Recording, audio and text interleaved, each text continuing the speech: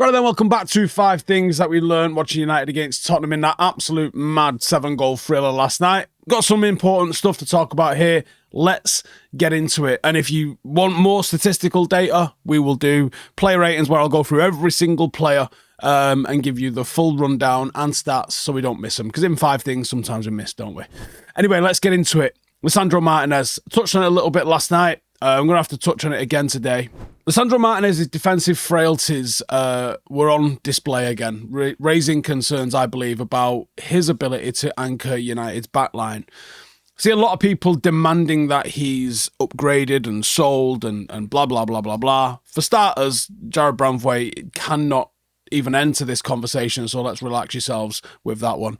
But there are genuine concerns, and that doesn't mean get rid of him. That doesn't mean blah, blah, blah. That means let's talk about those concerns. Now, he still had pretty good defensive stats. 5 clearances, 3 block shots, 1 tackle.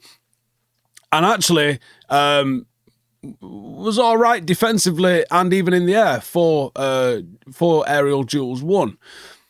But there's certain things there's not necessarily stats for that are leaving him a little bit vulnerable.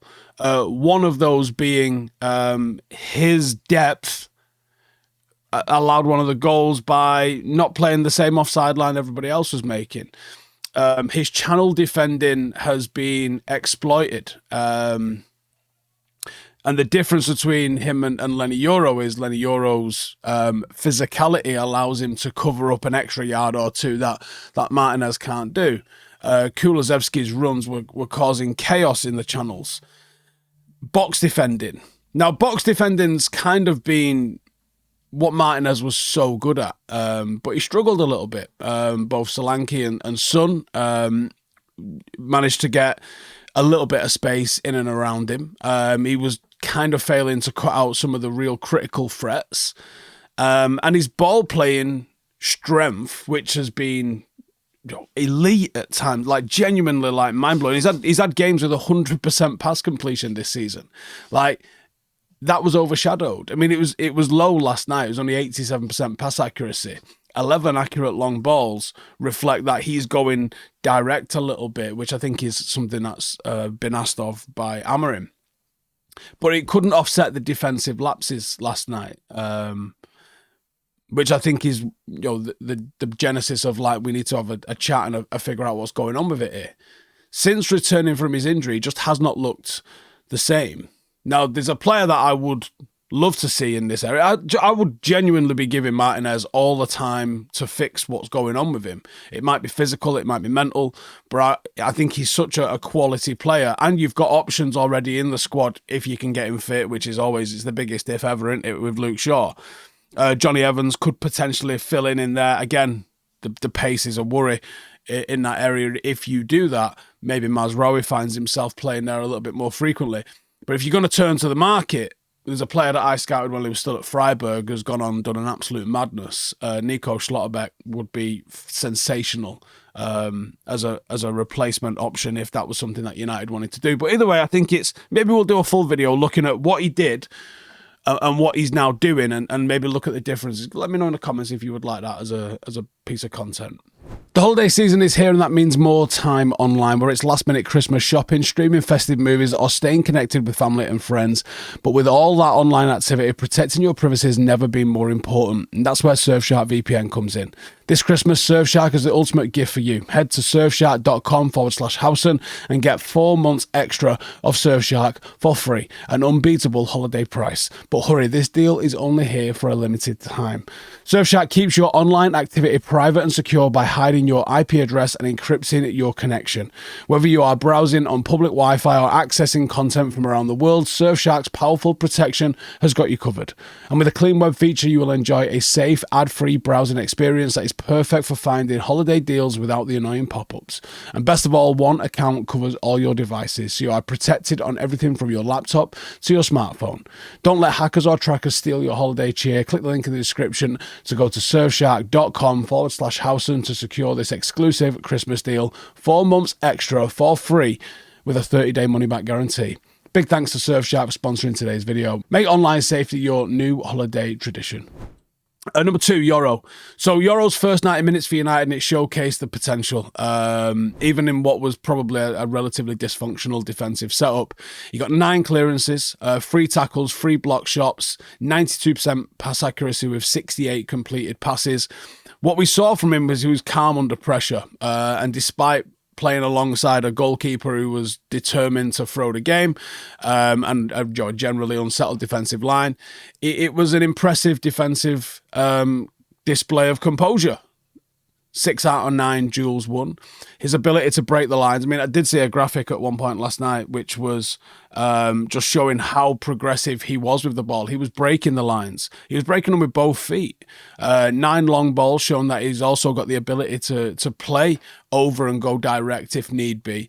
Confidence in his own ability, confidence in his own distribution. And as we mentioned a second ago, the physicality that he possesses and the speed that he possesses allows him to defend that channel, even if positionally sometimes he's not quite in the right spot.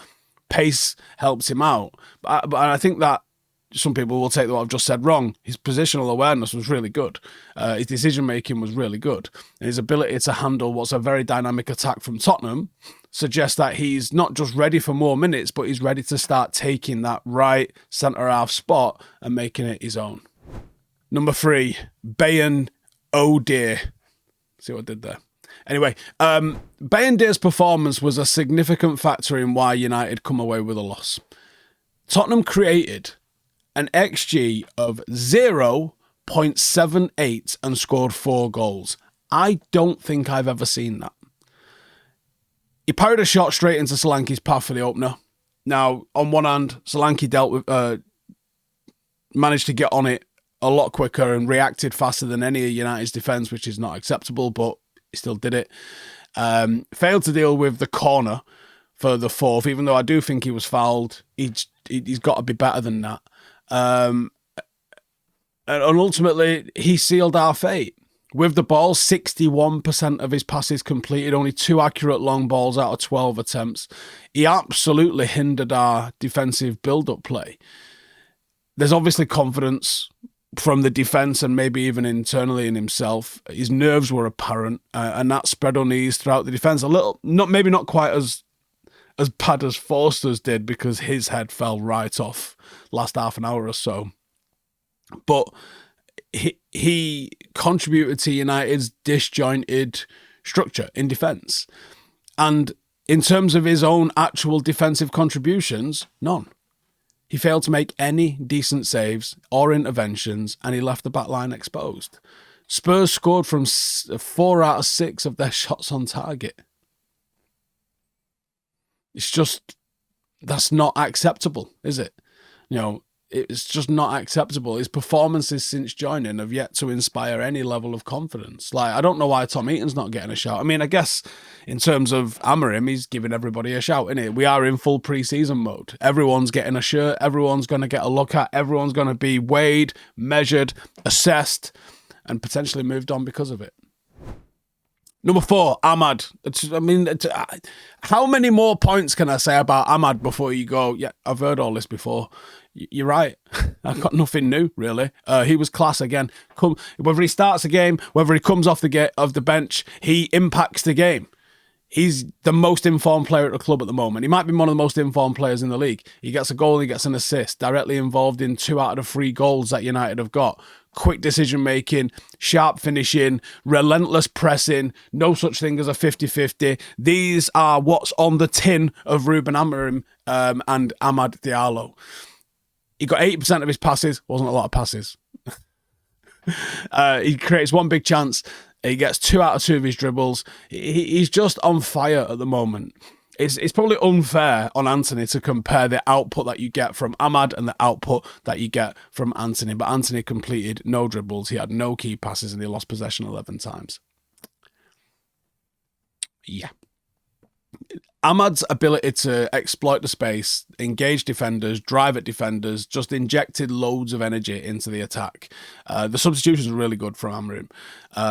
That reduced the deficit, kept Spurs under pressure, and nearly broke them. Like, if not for the corner goal, Like, I actually think United might have gone on and won that thing. Like, they scored goals at real key moments to win the game.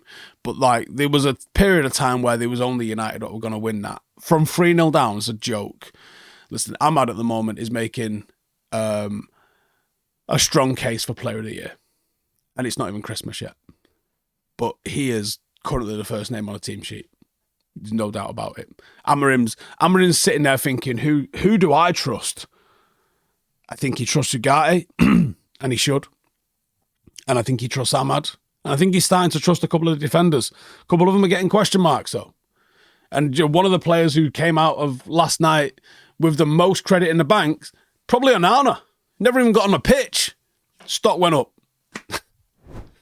And number 5, trusting Amorim.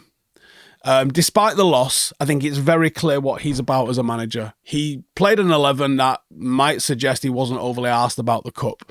But during the game, you can see him changing things. You can see the substitutions he's doing are impacting the game. You can see tactically he's making adjustments to change things. And we nearly got a result out of it.